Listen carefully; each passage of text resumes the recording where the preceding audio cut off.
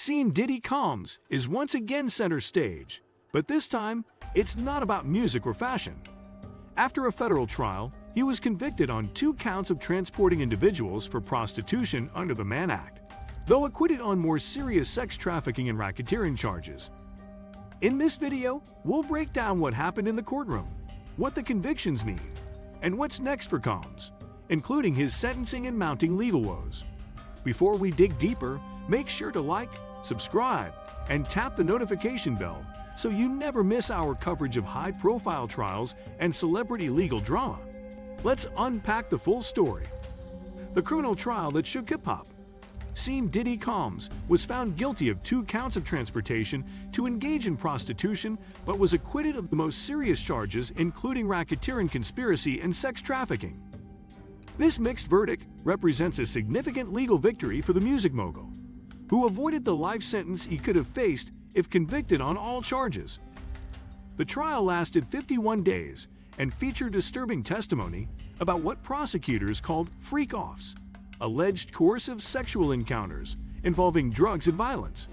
The jury found Combs guilty on 2 counts of transportation to engage in prostitution, 1 each for his former girlfriend, Cassie Ventura, and for another former girlfriend who testified under the pseudonym Jane.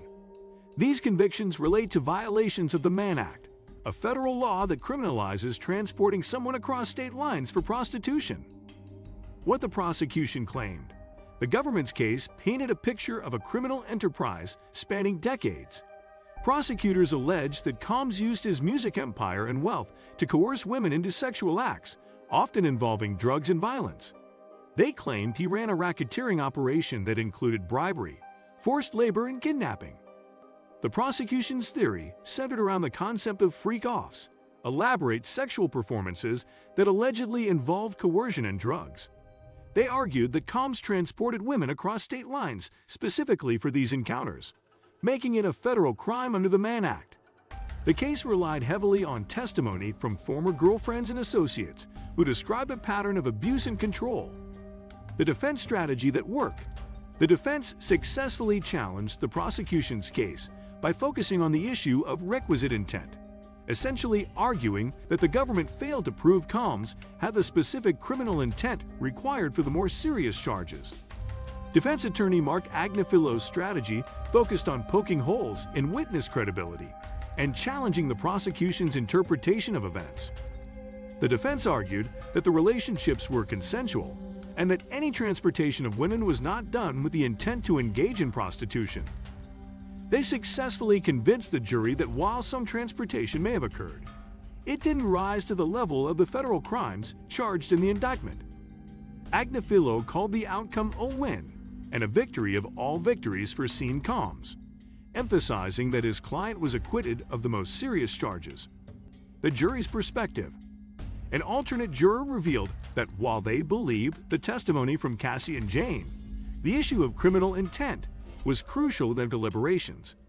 This insight shows how the jury struggled with the complex legal requirements for proving federal crimes versus simply believing that inappropriate behavior occurred. The jury's decision to acquit on the racketeering and sex trafficking charges, while convicting on the prostitution-related counts, suggests they found some credibility in the victim's testimony, but didn't believe the prosecution proved the broader criminal enterprise theory. This nuanced verdict reflects the complexity of the case and the high burden of proof required for federal crimes. What happens next? Despite the partial acquittal, Combs still faces up to 20 years in prison for the prostitution-related convictions. The judge has denied bail, meaning Combs will remain in custody until his sentencing. His sentencing date has been set, though the exact date wasn't specified in recent reports. The government has indicated they intend to seek a significant prison sentence, even though it won't be the life sentence that was possible with the more serious charges. Combs' legal team will likely argue for a lighter sentence, emphasizing that their client was acquitted of the most serious allegations. Impact on the entertainment industry. The impact of this trial has rippled far beyond the courtroom, sending shockwaves through closely connected parts of the entertainment industry. Reports have emerged that male escorts who were previously hired by Diddy are now expressing deep concern and fear about the future of their work.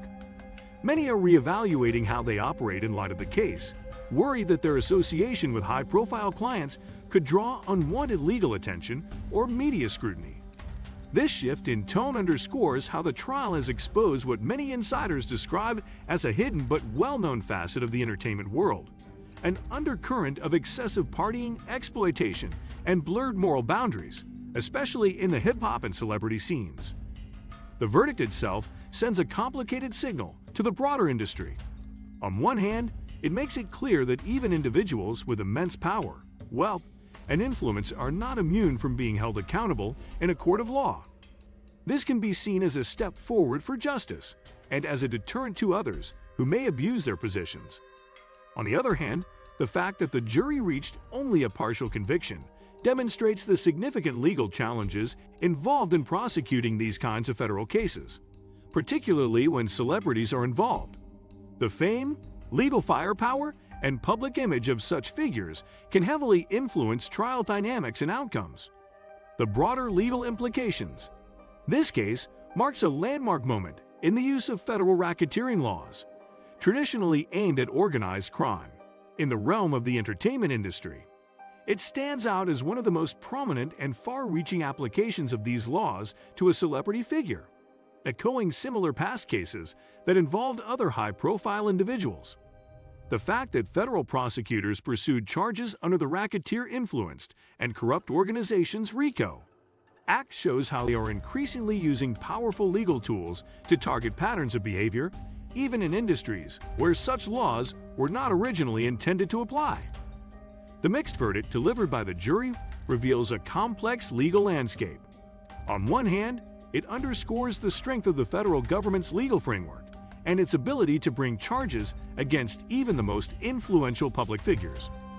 On the other hand, it also highlights the inherent challenges of securing unanimous convictions in high-profile cases involving celebrities, where public perception, fame, and legal nuance all intersect.